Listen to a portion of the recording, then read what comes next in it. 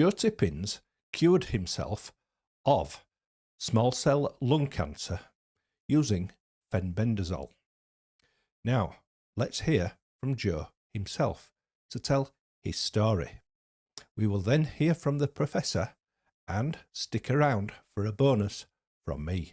I give you Joe Tippins. But the bad news is that it had metastasized from head to toe. I had my PET scan looked like a Christmas tree. And I don't know how many people know about there, but only second to fourth stage pancreatic. But once you have small cell widely metastasized, you're a goner. 0% chance of survival and a median life expectancy of 3 to 6 months. Wow. And so that's what the guy told me. 3 to 6 months, and there's really nothing we can do. The next day, and they basically told me to get my affairs in order and plan hospice and all of that, those ugly things. And the next day, I got the wildest phone call from a large animal veterinarian in Western Oklahoma. He's now passed away from congenital heart failure. And he told me this story about a lady scientist at Merck, on the veterinary side of Merck, who had implanted cancer in stomach, brains, liver, pancreas, all different body parts in hundreds of mice. And she was doing cancer research on the veterinary side.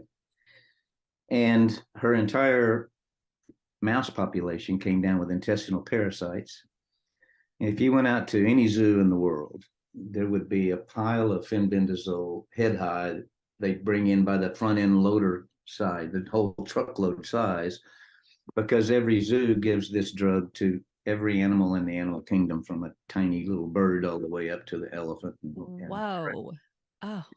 And so she gave her entire mouse population. She was trying to save all of her research.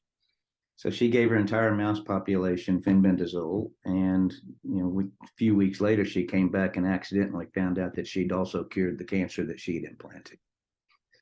Well, as unluck would have it, or luck for me anyway, she then came down with 4-stage glioblastoma wrapped around her brainstem and was told there was nothing they could do.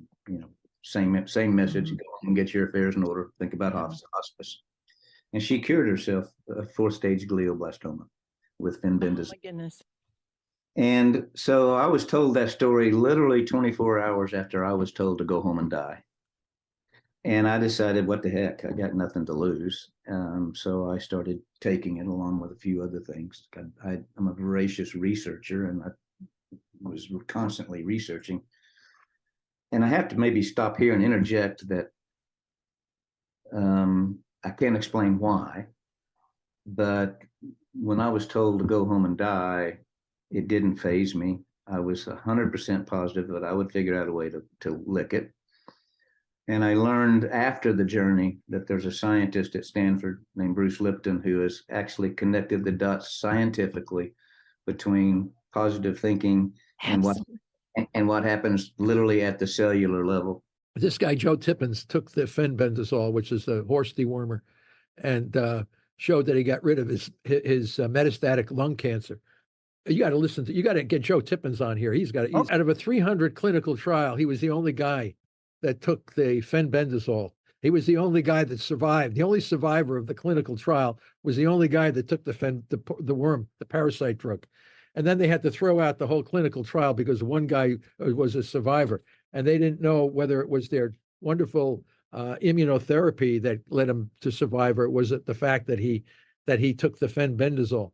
So you have to do another, and God forbid you do a big clinical trial and you show that half the people who take fenbendazole survive 3 or 4 times longer than the guys who take the immunotherapy without the fenbendazole. You know what that will do to the investors' investment in that particular drug?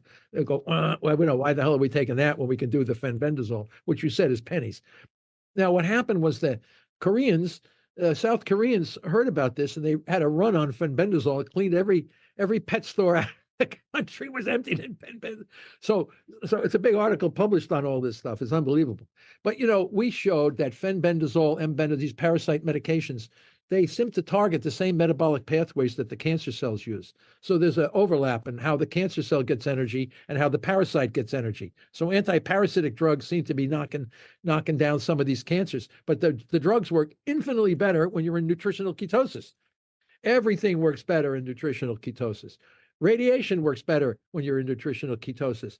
Poisonous drugs work better, lower doses, when you're in nutritional ketosis.